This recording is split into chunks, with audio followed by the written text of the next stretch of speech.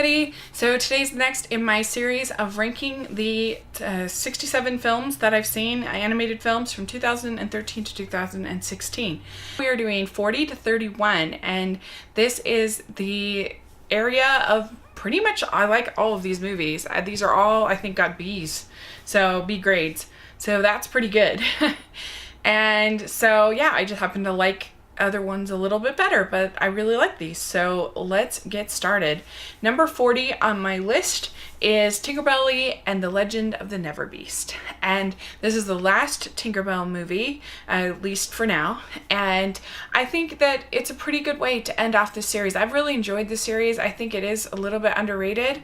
I think the animation's pretty good, and I think the voice acting is stellar in all of them, and I think this is the same. And I really enjoyed how it focuses on Fawn and sort of her trying to help these other fairies see this Neverbeast as something more than just a beast, and to look beyond it. And I thought that was a nice message, and I thought it was executed well. 39 on my list is Jack and the Cuckoo Clock Heart. This is a French film that has a real steampunk feel, and I think it pulls it off very well. It's about a boy who is saved from dying by a mechanical heart, but the thing is that the mechanical heart can't fall in love, because if it does, then it won't work anymore. And so he meets this woman, and it does sometimes feel a little bit like a whole bunch of music videos, because the music can be a little overpowering, and I guess that's kind of how it started, was a music video for this particular band, or an album of the band or something like that, and then they made it into a feature film, and you can kind of tell. And I didn't love the songs, but they're fine. But it's still very visually striking. It's a pretty good story. At number 38, I have Harmony, and this is an anime film that I reviewed over at rotoscopers.com. I'll put my link down below if you want to check that review out. And this had such an awesome setup about a society where they basically like ensure your happiness through kind of constant monitoring. They ensure that you're healthy mentally, physically, everything like that. And what's interesting about it is that in this society, there's a social media component, so you can rank other people's health and other people's kindness and their mental health and their other things. You give them a ranking, you can give them points. And so it just creates this really interesting idea of like, do we do things even now, do we do something to have a cool picture on Instagram, or do we do it because we really believe in it and we really want to do it? And so that's sort of taking that to the sort of the extreme. And I thought that the animation was really beautiful. I loved the way they had this sort of webbing to sort of show people that had completely lost their agency. And it is pretty bloody. It is pretty, intense at certain times. I did think it kind of lost me towards the end. I thought it became very kind of soapy, and it just lost its edge for me with the ending. But I still really enjoyed it. It's definitely worth seeing for sure. Number 37, I have Snow Time, and this I got to be a special representative from Rotoscopers at Sundance Film Festival, and I got to interview the filmmakers and everything like that. And this is a really sweet little movie. This is a movie about kids that are playing in the snow and some of the life lessons that they learn from this experience. And it's gentle and it's sweet, and I really thought the animation was quite good, especially for the budget that they had. And so I enjoyed it. I think you should see it. I think kids will really actually like it if you give it a chance. Number 36 is the Spongebob Squarepants Sponge Out of Water movie. And this movie is crazy. It's just, they just go for it. They go balls to the wall. The jokes are just insane, and it made me laugh a lot. I just thought it was kind of had a surrealist edge to it. It's really weird. It kind of reminded me of Rick and Morty a little bit, if you like that kind of humor, except for not as raunchy. And it just was funny. But I guess to me, the downside of this movie is the out of water part, which was what the trailer sold, is such a small part of the movie, and I don't think it's necessary. I think it'd be taken out, and it would have been a better film. And it just kind of bums me out that they had the opportunity to really market a 2D animated film, and they had to add this. And I mean, I think it's one of the most deceptive trailers I've ever seen, because you would think that out of the water section is a huge part of the movie, and it's just not at all.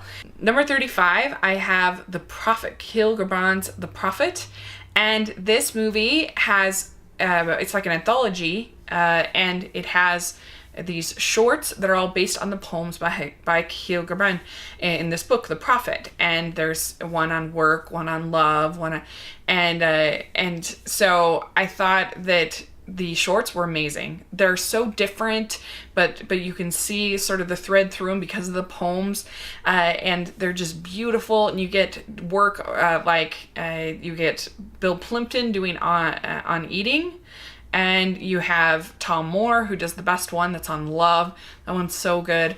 They're all really good, though. I liked every single last one of them. The one on work I really liked. I can't remember the artist. And so that's the reason to watch this movie. The framing device that's around it, I didn't really care for. It reminded me a lot of the type of movies that we would watch in Sunday school at church. Number 34, I have Tinkerbell and the Pirate Fairy. And this is my favorite of the Tinkerbell movies. I think it ties the most into the Peter Pan lore. You actually have Captain Hook on this, which is really fun.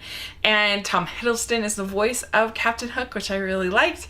And of course, all the voice work is always great in these Tinkerbell movies. I liked having Zarina as this new character.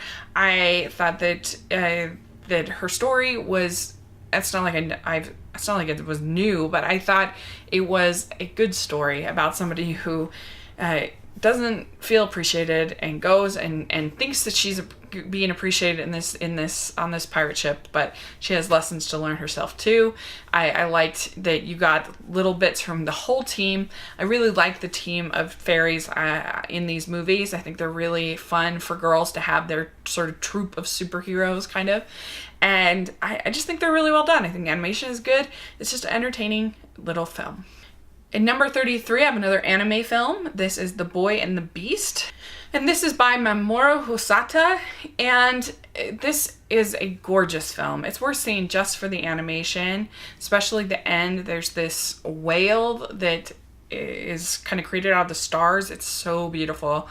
You got to see it just for that. And I really liked the relationship between this boy and the beast trainer, and teaching him. There's these great martial arts sequences where he's teaching him how to do the various kicks and the various things for martial arts, and it was just a sweet little movie. I think where it lost me was in some of the moments, some of the side plots, like when he has this relationship with this girl that didn't really, and he goes and meets the boy meets his father, his birth father. That part I could have cut out completely. And then also the villain just comes out of nowhere and it doesn't really work. So those things hurt the film, but overall it's still just so beautiful and it's still just entertaining enough. I liked it enough. Number 32, I have The Penguins of Madagascar. This is actually the only Madagascar film that I have actually seen. I just haven't got around to seeing any of the others, but this was when I had committed to seeing all the animated films in 2014. I saw it, and you know what? I actually thought it was really funny. It made me laugh. I thought it was well written, so I don't know what I think of the other ones. Thought it was funny how it sort of played up on the spy movies and Mission Impossible and things like that, and I thought the villain was hilarious. You've got this octopus voiced by John Malkovich who was angry because everybody likes penguins better than octopus, which I thought was really funny because it's totally true. When I see a penguin, I'm like, at the aquarium, I'm like, oh, it's so cute. And so he's really bitter about that. And they have this really funny play up at the beginning of the March of the Penguins that made me laugh. It just made me laugh. So I enjoyed it. Number 31 on my list is The Croods, another DreamWorks film. And before I saw this movie for my animated Oscars series, I had heard nothing but crap about it. About, oh, The Croods, it's not very good, it's not very good. I really liked it. I thought it was good. I thought that it had a cool family dynamic. I thought that the world building was awesome. I thought that it had amazing like creatures that they created that were cool and different and kept me guessing of what was going to happen. And I thought that they got the Nicolas Cage kind of craziness down really well, and there were a lot of points where his character made me laugh, and I just thought it was a really enjoyable animated film. I thought it looked really pretty, and overall I just liked the story of this family. So I guess I'm in the minority on that one, but I enjoyed it. So that is my 31. So let me know what you think of this list. Do you like these films? And thanks so much, and we'll get ready next week to start into the 20s. It's going to be very exciting. So thanks so much. Please subscribe to my channel, and I'll talk to you later. Bye!